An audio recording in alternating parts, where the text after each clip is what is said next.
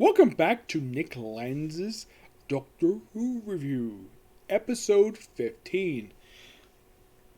Excuse me. This one we're going way back to the second Doctor's time as the Doctor, Patrick Troughton. Now, this is actually the third story from his second season of his run, which was the fifth season overall, and it is also the third story I've covered overall from the season. Yep, this is the same season that had these two awesome stories. The Tomb of the Cybermen and The Web of Fear. Yep, covered those two already. So this is technically my third one. And there's the third one of the season. We have The Ice Warriors, which overall this is, let's see, their actual second Doctor stories. 1, 2, 3, 6, 7, 8, 9. Yeah, this is only his 10th story.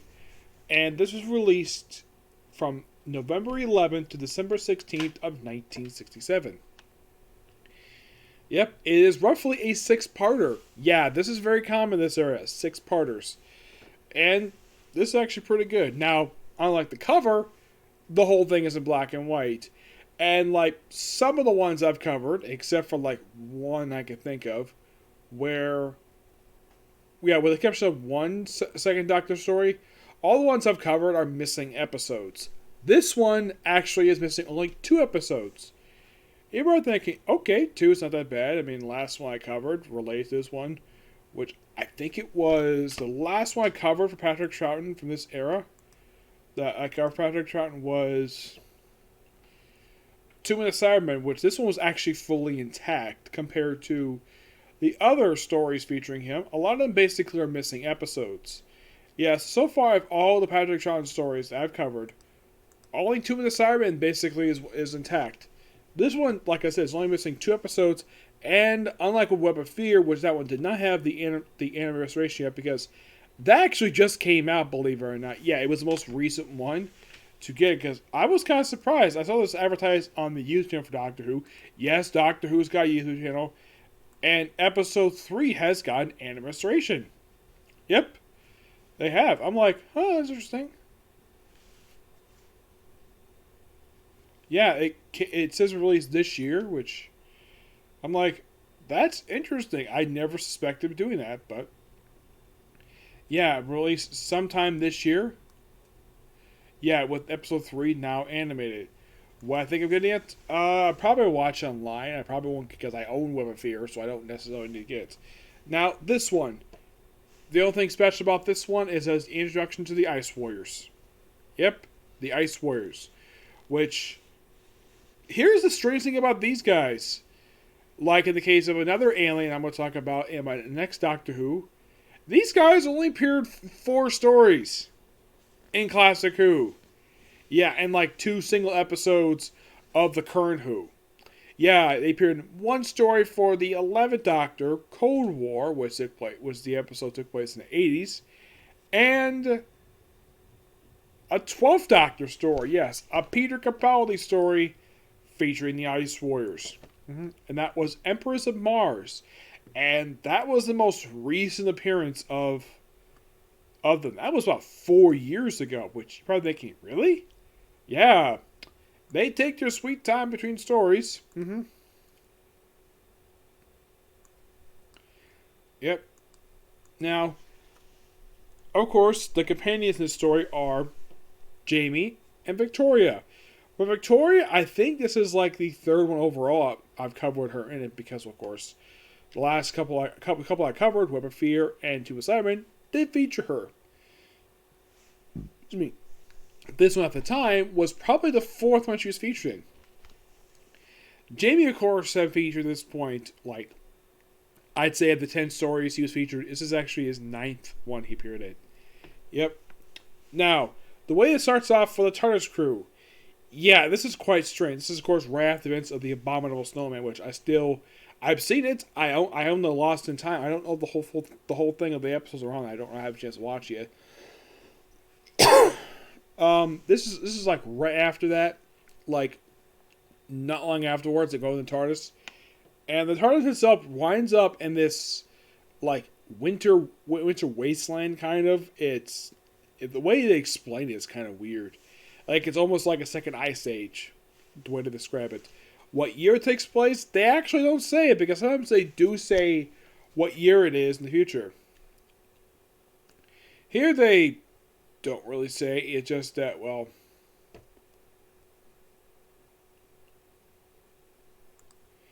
it just said it takes place in the distant future. Yep. What point? Don't know. The TARDIS actually is first seen just lying on the side of a mountain. Yep, just lying outside. And after the Doctor, Jamie, and Victoria get out, it is never seen again for the rest of the story. It actually doesn't appear again until just before the credits of the final episode. This is particularly standard, but usually they do show the Doctor and his group basically like leaving the TARDIS. But wow, it's like that the TARDIS is basically just there just cause. The interior is never even seen. It just basically, we have them basically crawling out of the TARDIS because for some reason the Doctor mislanded and landed on its side. Oh, and by the way, they never go back to it at all. Like, they mention it briefly at the end of episode 6. Yeah, there's no mention of time travelers. Nope, because this is not modern day. This is the future. Oh yeah, and the way they explain it is that apparently the glaciers have simply increased in ice power and are basically spreading the glaciers across the planet. And they use this ionization thing, this ionizer they call it, which is meant like a magnifying glass on the planet melt the ice. And yeah, and also the outfits these people wear. Oh my gosh. Like, if you think of 60s, a very weird 60s style attires, yeah, this place basically would buy it.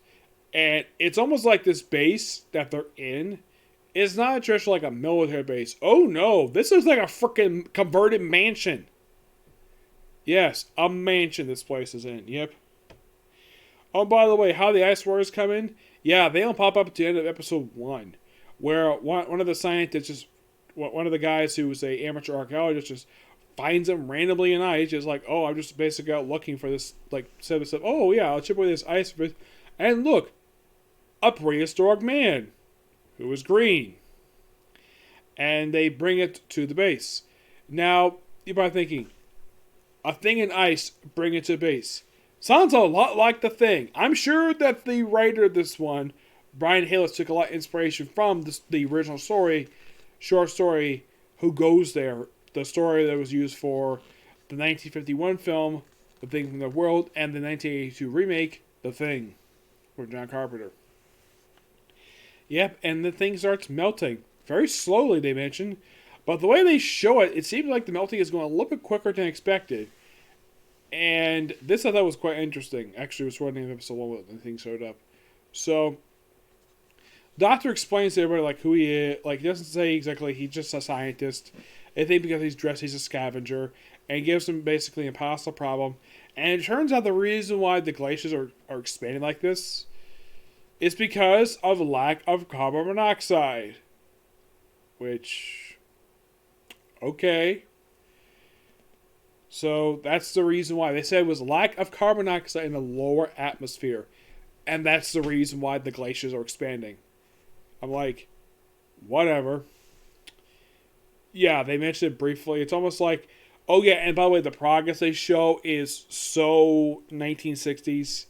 Like, the set for this thing is okay. I don't have a problem with the set. I mean, the control room they're in is very futuristic. I like that. Not fan of the clothing. The clothing I'm not really a big fan of. They look so 60s with the outfits.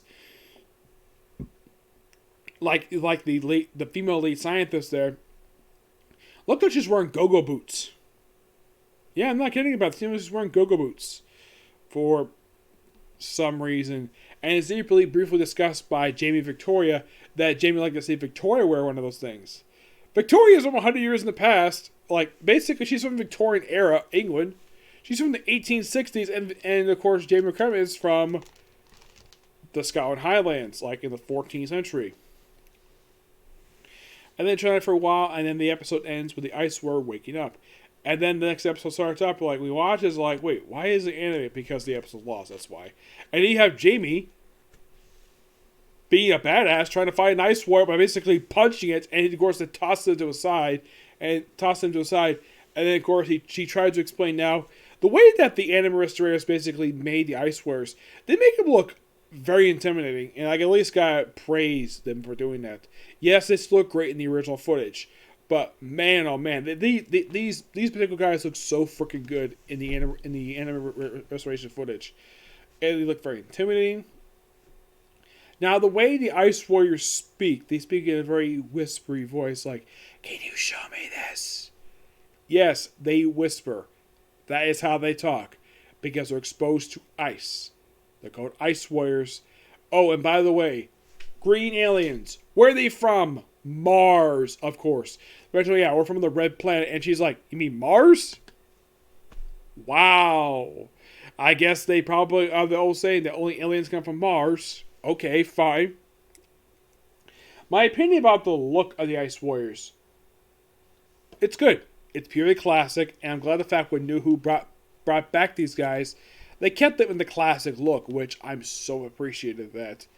Because these guys are freaking good. I mean, when I was watching Doctor Who, I had watched this story a while ago, and of course, it's a sequel story. Yes, there's a sequel story called Seeds of Death. I'll probably get it in the future. Yep. And, like, they take Victoria hostage. She kind of explains what's going on here. Oh, and by the way, she's not in the final episode because apparently the actress was not available. So they mentioned off screen she was sent to the TARDIS and told to close the doors. And I'm thinking, okay, right to the story. By the way, Jamie doesn't do very much in this story at all. I mean, him being the story, yeah, he's pretty much knocked out because of some blasts he got from an ice warrior. There's also a side thing with this strange-looking scientist with a beard. Well, it's freezing outside. And apparently he's living in a plant museum, which kind of sounds like a greenhouse. Oh yeah, because of lack of carbon dioxide, no plants can grow. If that's the case, how the heck are those trees standing there? I don't know. And by the way, by the end of the story, the whole thing with lack of carbon dioxide, that particular thing with the glaciers, that's kind of stopped by the end of the story. But it just seems as though that the writer just didn't care. So next time show up a different thing. Yeah, I think they show up a different location next time. Mm-hmm. Yeah, I believe so. When they show up again in Seeds of Death. Yeah, it's an earlier point, which I think even the writer probably must have realized, though, yeah, it's kind of stupid in this future. So, they show their spaceship, and they don't show much of it. It looks like simply a set on basically some kind of like wasteland or whatever.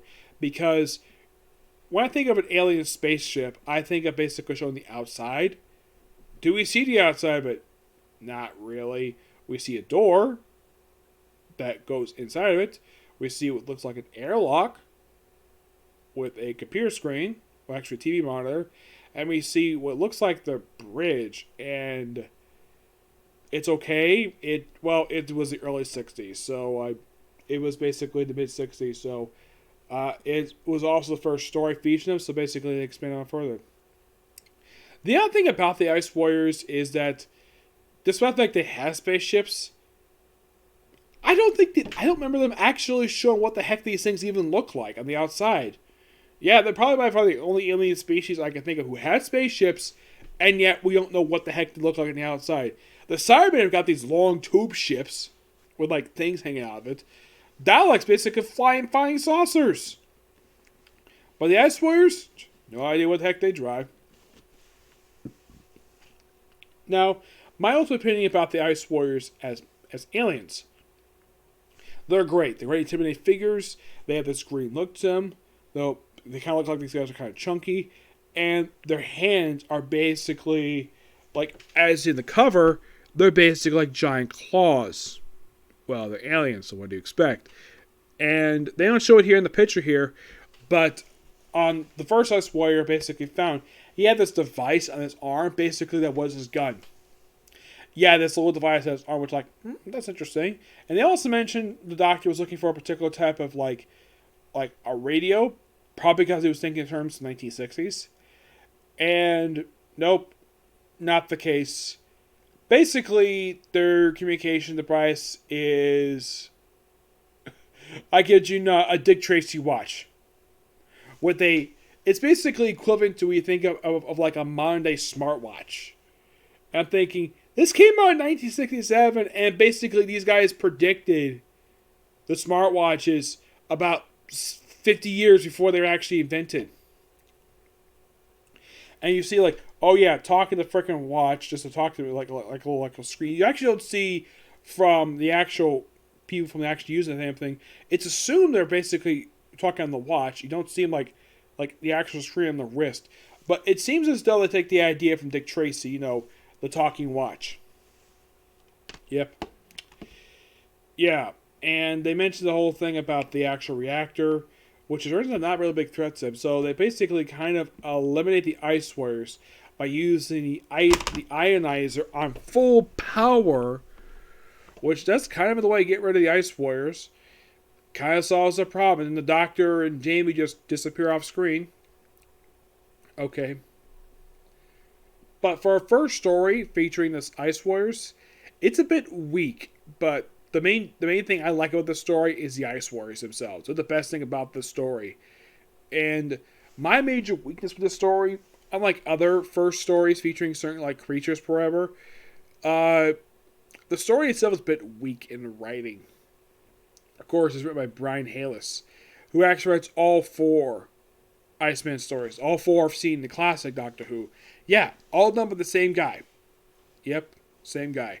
Yeah, the story is a bit weak, and I think set in the future was probably a mistake on their part, because the other times that the Doctor has encountered the Ice Warriors, like in New Who, for example, the last time they encountered it was during the Victorian era, which somehow they end up on Mars because some rockets that they built in that time, and it was also in the 80s.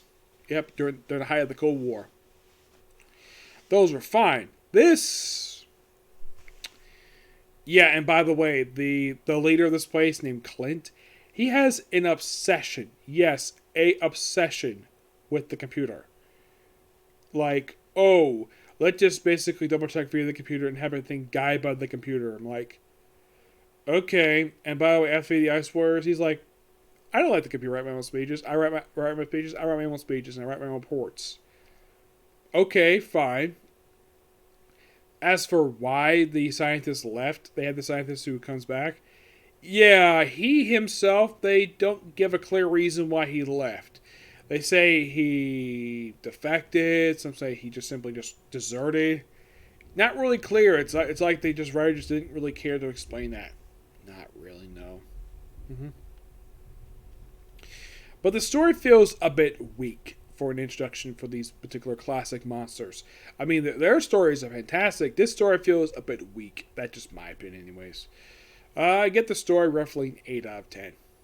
Yep. So yeah, that's a particular review.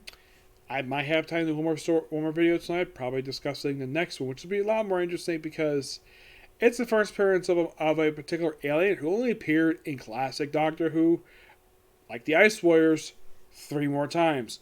1 for this particular Doctor, 2 for the following Doctor, and they appeared 1 more time after that in a team-up story, and that was it for them. Yep. But I'll discuss that in the next video for this one, okay? This next video. Bye.